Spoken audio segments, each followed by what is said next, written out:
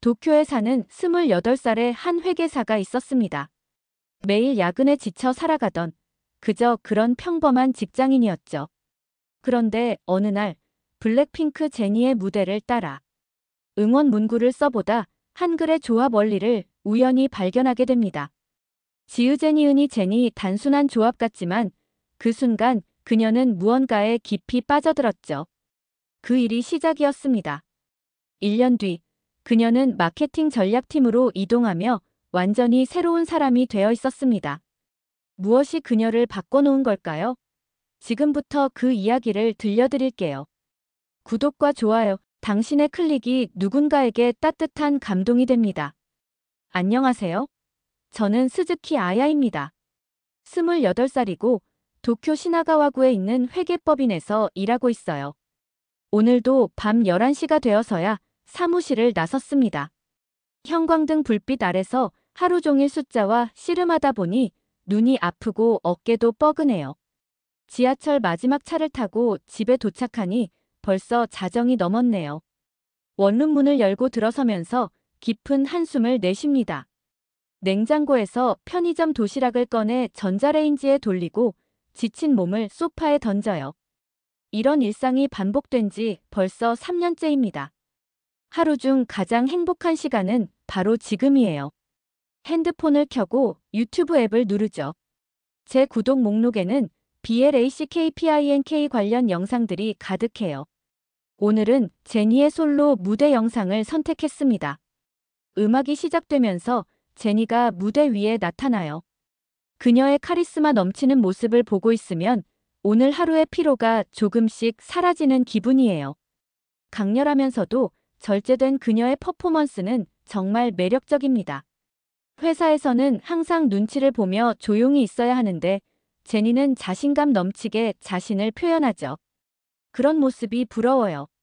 언젠가 저도 제니처럼 당당하게 살 수 있을까 생각해보지만 현실은 녹록하지 않네요. 무대 영상을 보며 오늘 처음으로 작게 미소를 짓습니다. 이 짧은 시간만큼은 회계 업무도 상사의 잔소리도 내일 마감인 보고서도 모두 잊을 수 있어요. 도시락을 먹으면서 계속 영상을 봅니다. 댓글창에는 한국어와 영어, 일본어가 뒤섞여 있어요. 전 세계 팬들이 제니를 응원하는 모습을 보니 뭔가 따뜻한 기분이 들어요. 저 역시 그 많은 팬 중 한 명이니까요. 밤이 깊어갈수록 내일 출근이 걱정되지만 지금 이 순간만큼은 제니의 음악과 함께 있고 싶습니다. 다음 날 점심시간이 되었어요. 평소처럼 동료들과 함께 회사 근처 카페에 앉아 있는데 사토시가 신나게 이야기를 시작합니다. 아야, 너도 불핑 좋아하지? 다음 달에 도쿄돔 콘서트 간다며? 네, 정말 기대돼요. 제니 직접 보면 얼마나 예쁠까요? 다나카 씨가 핸드폰을 꺼내 보여주면서 말해요. 나도 티켓 샀어. 그런데 응원 문구 어떻게 써야 하지? 한국어로 써야 멋있을 텐데. 호기심이 생겨서 저도 핸드폰을 꺼냅니다. 저도 궁금했어요. 한번 찾아볼게요. 인터넷에서 제니 응원 문구를 검색하니 여러 가지가 나와요. JENNI 사랑해, JENNI 최고 같은 문구들이 한글로 써져 있었습니다. 저는 종이에 제니라고 따라 써보기 시작했어요. 지읒대, 니은, 이. 하나씩 쓰다가 갑자기 멈춰섰습니다. 뭐? 이상한데. 뭐가? 사토씨가 궁금해해요. 이 글자들이 마치 조립하는 것 같아요. 지읒제를 붙이면 제가 되고 니은의 이를 붙이면 니가 되네요. 동료들이 제 종이를 들여다봅니다. 정말이네. 신기하다. 저는 계속 관찰해봅니다. 일본어 히라가나는 처럼 각각 독립된 모양인데 한글은 완전히 다르네요. 마치 레고 블록처럼 작은 부품들을 조합해서 하나의 글자를 만드는 거예요. 이건 어떤 원리지? 더 자세히 보니 지읒은 자음이고 애는 모음인 것 같아요. 그리고 이 둘이 합쳐져서 제라는 소리를 만들어내는 거죠. 우와, 이거 정말 체계적이네요. 점심시간이 끝나갈 때까지 저는 한글 구조에 대해 생각했습니다. 지금까지 그냥 예쁜 글자 정도로만 생각했는데 알고 보니 굉장히 논리적인 시스템이었어요. 회사로 돌아가는 길에 사토 씨가 말합니다. 아야, 너 완전 빠진 것 같은데 눈이 반짝반짝해. 맞아요. 처음으로 뭔가에 지적 호기심을 느끼고 있었어요. 단순히 아이돌을 좋아하는 것을 넘어서 한글이라는 언어 자체에 관심이 생긴 거죠. 오후 내내 업무를 하면서도 머릿속으로는 계속 한글 구조를 생각했습니다. 정말 신기한 발견이었어요. 집에 돌아와서 가장 먼저 한 일은 컴퓨터를 켜는 것이었어요. 점심시간에 발견한 한글의 조립 구조가 계속 머릿속을 맴돌았거든요. 한글 구조라고 검색창에 입력하니 정말 많은 정보가 나왔습니다. 위키피디아부터 시작해서 언어학 관련 블로그까지 다양한 자료들이 있어요. 첫 번째로 놀란 건 한글의 구성 요소였습니다. 자음이 14개, 모음이 10개, 총 24개의 기본 글자로 모든 소리를 표현할 수 있다는 거예요. 잠깐만.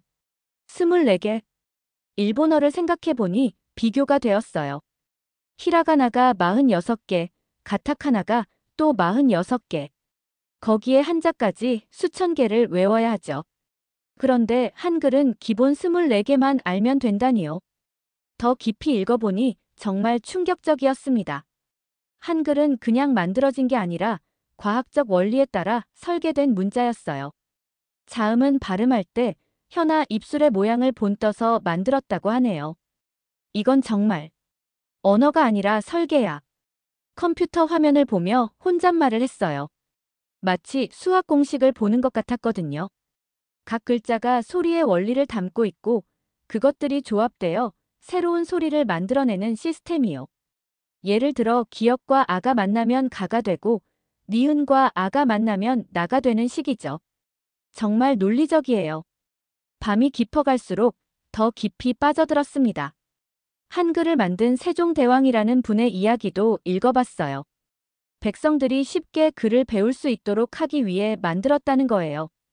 이런 철학이 담겨 있었구나. 지금까지 K-POP를 통해서만 접했던 한국이었는데 500년 전부터 이런 깊이 있는 사고를 했던 나라였다니요. 단순히 아이돌이나 드라마만 잘 만드는 나라가 아니었어요. 한글의 아름다움에 대한 글도 읽어봤습니다. 동그라미와 직선, 각도가 조화롭게 어우러져 있다는 내용이었어요. 실제로 글자 모양을 자세히 보니 정말 균형이 잘 잡혀 있더라고요. 새벽 2시가 되어서야 컴퓨터를 껐어요. 머릿속이 복잡했지만 동시에 흥미로웠습니다. 내일부터는 한글을 다른 시각으로 보게 될 것 같았어요. 침대에 누워서도 계속 생각했습니다. 이렇게 체계적이고 과학적인 문자를 일상적으로 쓰는 한국인들이 정말 부러웠어요. 한글에 대해 알아본 다음 날 회사에서 가장 먼저 한 일은 컴퓨터에 한글 자판을 설치하는 것이었어요. 점심시간에 몰래 설정을 바꿔놨죠. 처음 한글 자판을 써보는 순간 정말 놀랐습니다. 일본어를 칠 때는 히라가나로 입력한 다음 스페이스바를 눌러서 한자로 변환해야 하잖아요. 그런데 한글은 그냥 치면 바로 나와요. 제니라고 쳐보니 정말 간단했어요. 지읒대, 니은, 이 순서대로 누르니까 바로 제니가 나타났습니다. 변환 과정이 전혀 필요 없어요. 이거 정말 신기하네. 호기심에 더 많은 단어들을 쳐봤어요. 안녕하세요, 감사합니다, 사랑해요 같은 기본적인 인사말들이요. 일본어로 치는 것보다 훨씬 빠르고 직관적이었습니다. 그때 아이디어가 하나 떠올랐어요. 업무용 메모를 한글로 써보면 어떨까 하는 생각이었죠. 누구도 알아보지 못할 테니까 일종의 개인 암호 같은 역할도 할 수 있을 것 같았어요. 오후에 회의가 있었는데 처음으로 한글로 메모를 해봤습니다. 보고서는 비읍기역시온로, 마감은 미음기역으로 줄여서 썼어요. 초성만 써도 나중에 기억이 잘 나더라고요. 며칠 후부터는 본격적으로 한글 메모 시스템을 만들었습니다. 자주 쓰는 업무 용어들을 한글 초성으로 정리한 거예요. 회계는 히읗기역, 세무는 시옷미음, 감사는 기역시옷 이런 식으로요. 정말 신기한 건 이렇게 메모하니까 속도가 엄청 빨라졌다는 거예요. 일본어로 복잡하게 쓸 것을 간단한 기호 몇 개로 표현할 수 있으니까요. 동료들이 제 노트를 볼 때마다 궁금해했어요. 아야, 이게 뭐야? 무슨 암호 같은데? 아, 그냥 제 나름의 메모법이에요. 라고 웃으며 넘어갔죠. 사실 저는 이 비밀스러운 느낌이 좋았어요. 한글을 아는 사람은 저뿐이니까 마치 특별한 도구를 가진 것 같았거든요. 집에서도 계속 연습했습니다. 일기를 쓸 때도 중요한 부분은 한글로 써봤어요. 감정을 표현할 때 한글로 쓰면 뭔가 다른 느낌이었어요. 더 솔직해지는 기분이랄까요? 이렇게 일주일 정도 지나니까 한글이 제게 없어서는 안 될 도구가 되어 있었습니다. 한글 메모에 익숙해지면서 자연스럽게 한국 콘텐츠를 더 많이 보게 되었어요. 처음에는 BLACKPINK 영상만 봤는데 이제는 다른 그룹들 영상도 찾아보고 있었습니다. 어느 날 저녁 평소처럼 유튜브를 보다가 한국 예능 프로그램을 발견했어요. 런닝맨이라는 프로그램이었는데 자막이 있어서 이해할 수 있었죠. 생각보다 재미있더라고요. 그 다음에는 한국 브이로그도 보기 시작했습니다. 일상적인 이야기들이지만 한국 젊은이들이 어떻게 사는지 엿볼 수 있어서 흥미로웠어요. 카페 문화, 패션, 음식 트렌드까지 자연스럽게 접하게 되었습니다. 특히 놀라웠던 건 한국 젊은이들의 소비 패턴이었어요. 일본과는 확실히 다른 특징들이 있더라고요. 더 빠르게 트렌드가 바뀌고 SNS 영향력도 훨씬 강했습니다. 이런 관찰들을 한글로 메모하기 시작했어요. 한국 지세대 특징, 소비 트렌드, 문화 차이점 같은 내용들을 정리했죠. 처음에는 그냥 재미로 시작한 일이었는데 점점 체계적인 자료가 쌓여갔습니다. 한 달 후 회사에서 중요한 팀 회의가 있었어요. 새로운 마케팅 전략을 논의하는 자리였는데 부장님이 다양한 아이디어를 요청했습니다. 요즘 젊은 층을 타겟으로 한 마케팅이 필요한데 좋은 아이디어 있나? 다른 동료들이 일반적인 의견들을 내놓는 동안 저는 조금 망설였어요. 그런데 용기를 내서 손을 들었습니다. 한국 지세대 소비 트렌드를 참고해보는 건 어떨까요? 회의실이 조용해졌어요. 부장님이 관심 있는 표정으로 물었습니다. 한국 트렌드? 자세히 말해봐. 저는 그동안 관찰한 내용들을 차근차근 설명했어요. 한국 젊은이들이 어떤 방식으로 소비하는지, 어떤 콘텐츠에 반응하는지, 일본과는 어떤 차이가 있는지 말이죠. 예를 들어, 한국에서는 개인 브랜딩이 정말 중요해요. 자신만의 스타일을 SNS에 올리는 걸 당연하게 생각하거든요. 우리도 고객들이 자신만의 스토리를 만들 수 있는 상품이나 서비스를 제공하면 어떨까요? 부장님의 눈이 반짝였어요. 오, 흥미로운데? 한국에서 유학했어? 아니요, 그냥. 덕질 좀 했어요. 라고 웃으며 대답했죠. 회의가 끝난 후 여러 동료들이 저에게 와서 물어봤어요. 어떻게 그런 걸 알게 되었는지, 더 자세한 정보가 있는지 말이에요. 그날 집에 가는 길에 뿌듯함을 느꼈습니다. 단순한 취미가 회사에서도 인정받을 만한 전문성으로 발전한 거예요. 회의에서 좋은 반응을 얻은 후 저는 업무에 대한 태도가 조금씩 달라지기 시작했어요. 예전에는 그냥 주어진 일만 하고 빨리 집에 가고 싶었는데 이제는 좀 더 적극적으로 참여하게 되었습니다. 한국 관련 정보를 수집하는 것도 이제는 단순한 취미가 아니라 업무의 일부처럼 느껴졌어요. 새로운 트렌드를 발견할 때마다 한글로 정리해서 저만의 데이터베이스를 만들었습니다. 부장님도 제 변화를 눈치채셨나 봐요. 어느 날 따로 불러서 말씀하시더라고요. 아야, 요즘 분위기가 완전 달라졌네. 회의 때도 적극적으로 발언하고 아이디어도 참신해. 감사합니다. 그냥 재미있는 일을 찾은 것 같아요. 실제로 그랬어요. 매일 반복되던 업무가 이제는 새로운 가능성을 찾는 과정처럼 느껴졌습니다. 한국 문화를 통해 얻은 시각으로 일본 시장을 다시 바라보니 보이지 않던 것들이 보이기 시작했어요. 동료들의 반응도 달라졌습니다. 사토씨가 어느 날 말하더라고요. 아야, 너 정말 달라졌어. 예전에는 항상 피곤해 보였는데 요즘은 뭔가 활기차 보여. 다나카 씨도 동의했어요. 맞아. 눈빛부터 다르다니까. 뭔가 특별한 일 있어? 저는 웃으면서 대답했어요. 특별한 일이라기보다는 새로운 관심사가 생겼달까요? 점심시간에도 예전보다 대화에 더 적극적으로 참여하게 되었어요. 한국 드라마나 K-POP 이야기가 나오면 제가 먼저 나서서 설명해주곤 했죠. 아야는 정말 한국 전문가 같아. 어떻게 그렇게 자세히 알아? 인터넷에서 찾아보다 보니 알게 된 거예요. 생각보다 재미있더라고요. 사실 가장 큰 변화는 제 마음가짐이었어요. 예전에는 회사 일이 지루하고 의미 없게 느껴졌는데, 이제는 매일 뭔가 새로운 것을 배우고 적용할 수 있는 기회로 보였습니다. 한글로 메모하는 습관도 계속 이어갔어요. 업무 관련 내용뿐만 아니라 개인적인 생각이나 아이디어도 한글로 적었죠. 뭔가 더 솔직하게 표현할 수 있는 것 같았어요. 저녁에 집에 돌아가서도 예전처럼 피곤하다고 바로 쓰러지지 않았어요. 오히려 오늘 있었던 일들을 정리하고 내일은 어떤 새로운 시도를 해볼지 계획을 세웠습니다. 이런 변화를 스스로도 신기하게 느꼈어요. 단순히 아이돌을 좋아하는 마음에서 시작된 관심이 제 삶의 태도까지 바꿔놓을 줄은 몰랐거든요. 한글을 접한 지 1년이 지났어요. 그동안 많은 변화가 있었는데 가장 큰 변화는 마케팅 전략팀으로 부서 이동을 하게 된 거예요. 부장님이 제 아이디어와 열정을 높이 평가해 주신 덕분이었습니다. 새로운 부서에서 첫 주를 보내면서 저는 책상 서랍에서 한글 교재를 꺼내 들었어요.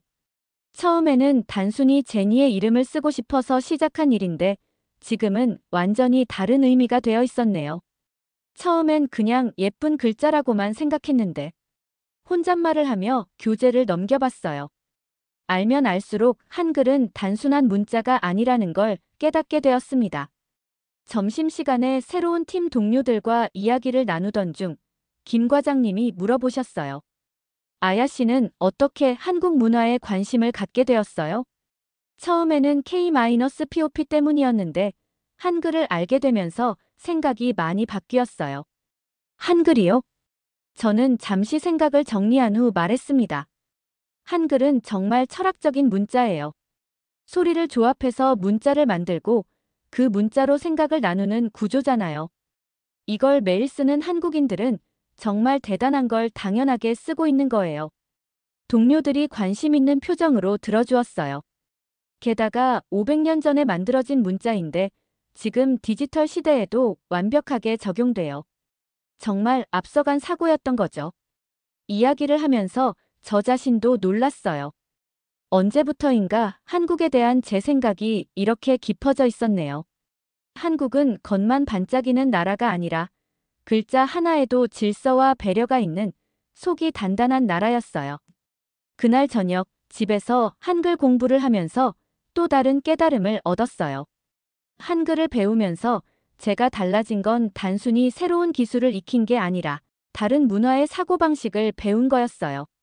한국어로 감정을 표현할 때와 일본어로 표현할 때가 미묘하게 다르다는 것도 느꼈습니다. 더 직접적이고 솔직하게 표현하게 되는 것 같았어요.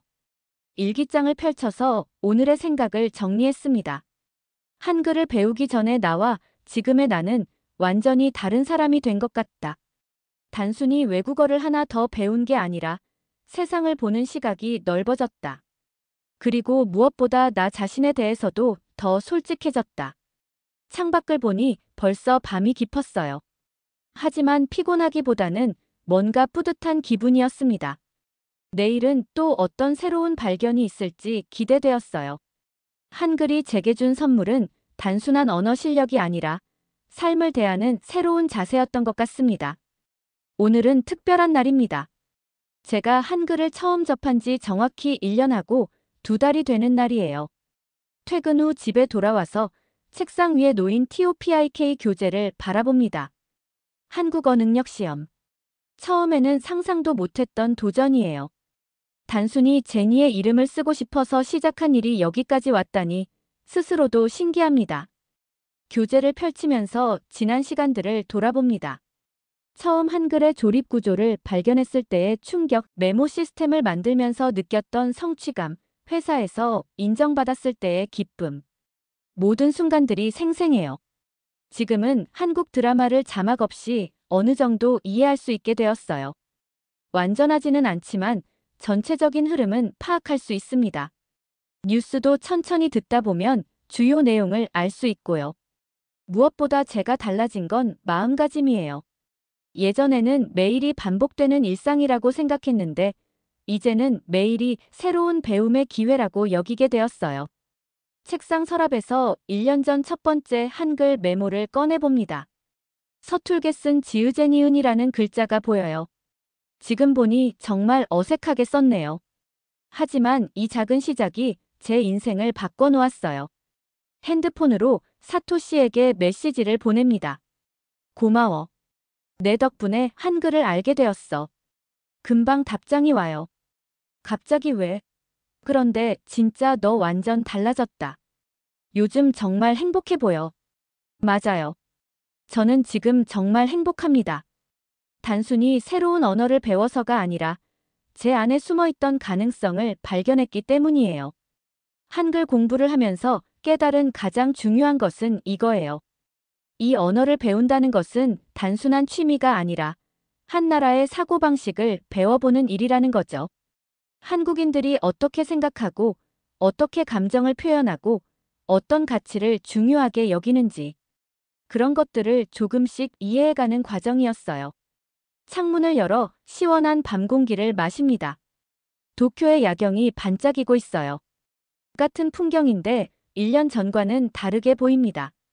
더 희망적이고 가능성으로 가득해 보여요. TOPIK 교재를 다시 펼칩니다. 아직 모르는 단어들이 많고 문법도 복잡해요. 하지만 두렵지 않습니다. 한글이라는 아름다운 문자를 통해 더 넓은 세상을 만나게 될 것이라는 확신이 있거든요. 지금 이 순간 저는 제 인생의 새로운 문장을 쓰기 시작했습니다. 한글을 알게 된 그날부터 제 인생의 이야기가 조금씩 바뀌고 있어요. 이제는 자신만의 언어로 다음 문장을 써나갈 준비가 되어 있습니다. 영상이 좋으셨다면 좋아요와 구독 부탁드려요.